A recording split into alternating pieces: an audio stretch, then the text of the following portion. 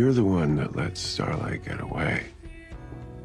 So how do I know that you're not the leak? When you found me, my podcast had, I don't know, a couple hundred fans, and folks laughed. Now I'm the fucking anchor at VNN with millions of followers. And they ain't laughing no more.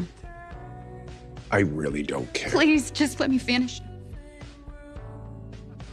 Now, I have spent my whole life on the outside looking in. It was you who threw that door open for me, sir. You brought me in. God, you have given me everything.